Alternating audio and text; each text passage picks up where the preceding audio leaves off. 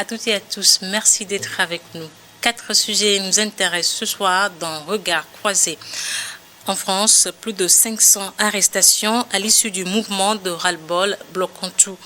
Au Bénin, l'opposition exige la démission de Romuald Wadagni du gouvernement après sa désignation comme candidat de la majorité. Au Mali, les FAMA font sauter le blocus de Nioro imposé momentanément par les terroristes du JNIM. Et puis au Togo, le gouvernement honore les meilleurs élèves de l'année 2025. Pour en parler, 2 invités, Komi Mayaba, il est le directeur de publication du journal Symposium, et Akwete Kosigo, le président de l'Alliance Jeunesse et Développement AJD et analyste politique. Bienvenue à vous deux, messieurs. Bonsoir Etonam, bonsoir également à tous les fidèles téléspectateurs qui sont branchés actuellement à travers le monde. Merci aussi pour l'invitation. Bonsoir à la jolie dame, bonsoir à tous les téléspectateurs et téléspectatrices de Niwa TV de par le monde.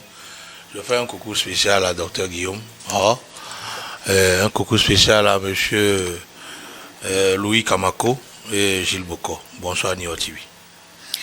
Près de 600 rassemblements, près de 200 000 manifestants d'après le ministère de l'Intérieur français, 540 interpellations.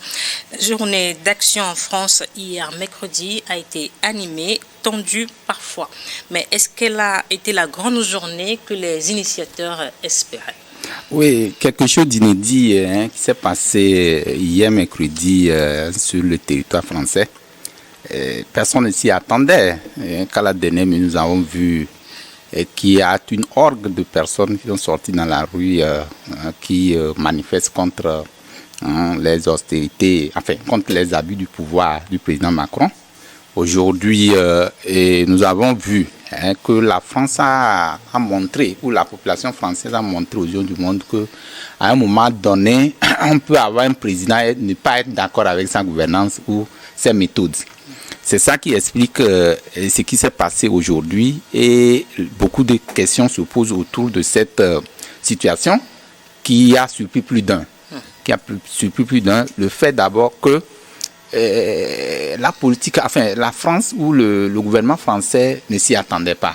Ça c'est un. C'est vrai qu'il y avait des prémices, il y avait des anguilles sur roche, il y avait déjà les effets annonciateurs qui montraient que ça pouvait arriver un jour. C'est comme on le dit souvent que c'est une goutte d'eau qui a débordé, le vase. Donc aujourd'hui, les gens se posent beaucoup de questions. Depuis longtemps, vous avez vu, le deuxième mandat du président Macron n'a pas été celui-là que les Français attendaient de lui. Donc ça fait que petitement, par rapport à la politique, par rapport à la diplomatie que joue la diplomatie de la politique française aujourd'hui de par le monde, les gens se disent que sous Macron, la France n'a régressé qu'elle aurait évolué. Alors, et donc, oui. À cette situation déjà, il y a déjà des interrogations qui se posent. Jusqu'à quand? Comment on va quand même régler ce problème-là afin que la situation ne soit normale? Il y a pratiquement plus de 200 et quelques mille manifestants, mais au rang desquels nous avons... Plus de 200 000 manifestants, 540 interpellés actuellement. Il y a d'autres qui sont sous mandat et il y a d'autres qui sont relâchés. Mais ce que nous comptons, nous observons, c'est que avec ce qui se passe là, ça donne l'impression que ce n'est pas seulement dans nos États qu'on parle de contestation ou qu'on dit qu'on n'est pas d'accord avec telle méthode de gouvernance. Alors, si ça se passe ailleurs, oui. Ça peut aussi arriver ici dans nos États, donc en Afrique. En Afrique, plus particulièrement. D'accord. À côté, est-ce que le mouvement disait bloquons tout? Est-ce que la France a été vraiment bloquée hier, mercredi? Oui, vous savez, même si c'est un petit quartier d'un petit coin de la France qui a hébergé les manifestations, ça voudrait dire que quelque part la France a été bloquée. Parce que les habitants n'étaient pas d'accord, ils ont manifesté, ils ont empêché alors le fonctionnement normal de la vie commerciale, de la vie politique, des actions du gouvernement, de l'administration et tout. Puisque hier, il faut aussi savoir que même les lycées ont été bloqués, certains lycées ont été bloqués, ils n'ont pas pu alors travailler comme cela se doit. Et donc, il faut aussi dire que le CGT, la principale organisation syndicale, la principale organisation syndicale a supporté, est partie prenante alors de ce soulèvement du mouvement. Et il faut dire que l'intersyndicale aussi se prépare pour le 18. Ça veut dire que les manifestations ont encore de beaux jours devant eux. Et donc aujourd'hui, comme l'a dit M. Mayaba, les contestations ne sont pas à la propriété d'un seul pays. Non, tout de même. Les contestations sont partout. Oui. Et donc, les citoyens ont ce droit de manifester. Les citoyens et ça inscrit même dans la plupart des constitutions des pays du monde. Les gouvernants sont en quelque sorte les serviteurs de ce peuple-là. Du peuple. Et à un moment donné, si le peuple ne se reconnaît pas dans leur manière de gérer, alors le pays qu'ils ont mis dans leurs mains, ils ont leur droit de dire non. C'est-à-dire que la contestation, c'est aussi un message qu'on lance alors au gouvernement pour leur dire non. Ici, monsieur, arrêtez, corrigez un peu votre feuille de route pour que voilà, nous tous nous soyons d'accord sur l'essentiel. Qu'est-ce qui a en réalité déclenché ce mouvement de contestation? Bon, selon eux, c'est centré sur trois problèmes. Il y a l'austérité, ils sont contre l'austérité, les inégalités et le déni démocratique. Voilà, c'est les mots alors qu'il décrit et qui sous-tendent alors ces manifestations. Comment est-ce que vous pouvez expliquer cela aujourd'hui? Maintenant, quand il parle de déni, de déni démocratique, c'est là où moi-même je suis tombé. Je ne te retrouve pas? Je ne me retrouve pas parce qu'on s'est dit, la France, c'est un grand pays de démocratie. Alors si aujourd'hui ils disent déni de démocratie, ça voudrait dire que selon eux, leur démocratie est perfectible. C'est-à-dire qu'il y a quelque chose qui manque et qu'il faut mieux réorganiser ça. Maintenant, ils disent les inégalités. Les inégalités, bon, souffrez que il y a un moment, je ne suis pas dans le secret des Français pour connaître alors les différentes inégalités qu'ils ou énumèrent ici. Ça, je ne peux pas le dire sur ce plateau, puisque je n'ai pas eu les éléments. Voilà, les éléments d'appréciation. Maintenant, l'austérité, on sait que depuis que Macron est là, les Français disent que voilà, les vies se sont trop serrées, il n'y a pas de sous, il y a trop de pauvreté, que voilà, l'argent circule moins.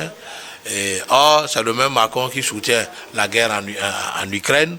Alors, on ne peut pas comprendre parce que juste après la fin de Covid-19, voilà, c'est là où la guerre en Ukraine a déclenché. Et on sait que le premier supporter de cette guerre-là, c'est Macron. C'est Macron qui incite alors les pays européens à soutenir cette guerre contre la Russie, même si aujourd'hui Donald Trump veut faire taire les armes. Il y a Macron qui continue pas à soutenir alors que la guerre continue, il ne veut pas que cette guerre-là s'arrête. Or, il s'est dit que c'est à cause de cette guerre que le gaz russe ne se vend plus en Europe. Et ils sont obligés d'acheter les gaz liquéfiés depuis les États-Unis, ce qui revient plus cher, surtout en période de fraîcheur. Il y a aussi le carburant, qui ne prennent plus avec la Russie. Ils sont obligés de faire appel aux pays du Golfe. Tout ça, on fait que les prix ont monté. Parce que vous savez... Donc c'est ce qui peut expliquer aujourd'hui l'austérité. L'austérité, au moins, je peux comprendre. Parce qu'il y a aussi les navires qui ne circulent plus librement sur la mer Noire pour alors amener tout ce que... Pour approvisionner les Européens, surtout leur bétail et tout ce qu'ils prenaient comme denrées alimentaires de la Russie, et le blé et tout.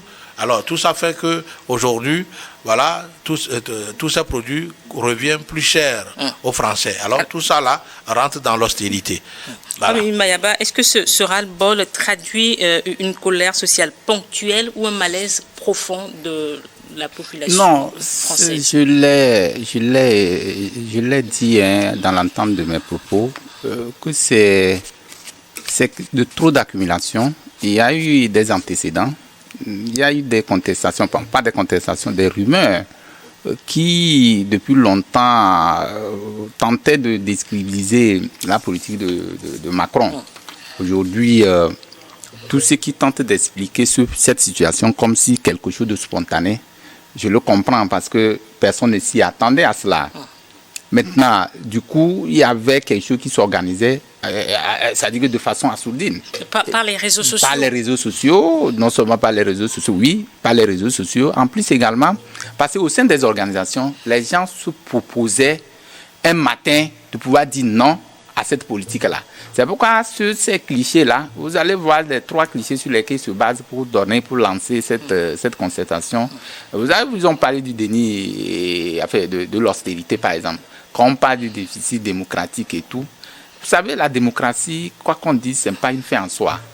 C'est quelque chose qu'on peut perfectionner selon les situations qui se présentent. C'est pas on dit un pays démocratique. Quand il n'y a pas des efforts, c'est pourquoi il y a des indices qui prouvent qu'à tel niveau, vous avez fait tel effort, on peut vous placer à tel niveau comme pays démocratique. Alors, qu'est-ce qu'on reproche vraiment à Emmanuel Macron aujourd'hui en matière de démocratie? Oui, en matière de démocratie, vous savez, quand on dit, par exemple, que son ingérence dans les affaires extérieures, par exemple, sur tous les fronts, c'est Macron qui peut-être convoque, ou regarde par exemple le tissu social entre lui et les pays du Sahel. Je parle même de l'Afrique en général, en particulier les pays du Sahel.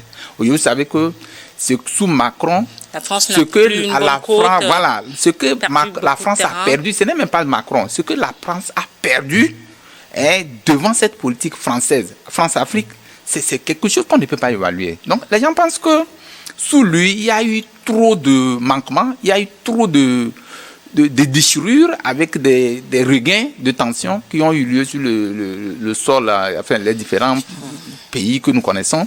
Et aujourd'hui, ça fragilise cette diplomatie-là qui peine à prendre. Or, vous savez que la France, sans, quand je dis ça, vous m'excusez un peu, sans le partenariat extérieur, la France ne peut pas quand même se donner du chandelle. C'est pourquoi, à un moment donné, il est question de repenser la politique française. Aucun pays ne peut vivre aujourd'hui en vase clos. Oui, mais certes, il faut quand même mener une politique étrangère ou une diplomatie qui puisse être à même d'amener les partenaires ensemble pour faire un tout comme ça pouvait être gagnant-gagnant. D'accord. Maintenant, si les gens Voilà ce qu'on reproche au président de la République, Emmanuel Macron, mais est-ce que le mode d'action choisi par les manifestants, blocage, occupation, slogan radicaux, sont-ils vraiment légaux? Bon, au fait, toute manifestation, quand on n'est pas d'accord avec une politique, on peut manifester. Mais sauf que, comme vous l'avez dit, on déplore cette méthode où on doit ériger des barricades, on doit bloquer tout et tout. Ce que nous entendons, puisque même les forces de défense de l'ordre, j'allais dire, qui sont choisies pour contenir ces manifestations, ne sont pas arrivées. Parce que vous avez vu toute une gamme de personnes qu'on a déployées dans la rue. C'est 80 000, voilà. 80 000 Donc, agents. la population poussait toujours. Mais est-ce qu'il faut en arriver là? Je crois que, quoi qu'on dise, toute situation qui arrive dans un pays doit finir sous une table de négociation. Mais aujourd'hui, c'est un message qu'on lance au gouvernement français, à Macron et son gouvernement, de revoir un peu la copie par rapport à sa politique. Alors, maintenant, les gens ne regrettent pas. Est-ce que les gens aujourd'hui ne regrettent pas ce qui s'est passé pour qu'aujourd'hui on accorde encore un mandat de plus à Macron? Je saurais le dire. Mais comme le dirait quelqu'un, nous sommes en train d'assister à une situation en France qui, hier, nous taxait de pays non démocratiques. Aujourd'hui, ça veut dire que tout le monde peut être pris au piège. Alors, des centaines d'arrestations, est-ce que c'est une riposte nécessaire ou une répression excessive?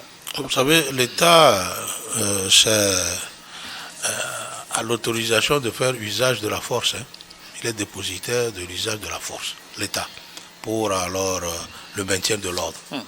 Alors, je pense quand même que c'est l'un des devoirs régaliens de l'État de mettre de l'ordre. Là où il y a alors de l'incompréhension ou des manifestations qui ont trait à perturber alors l'ordre public, il faudrait qu'il y ait un maintien d'ordre. Et pour avoir un maintien d'ordre, il faut parfois des arrestations, pourvu que ça ne soit pas fait avec violence, pour qu'il y ait perte de vie humaine.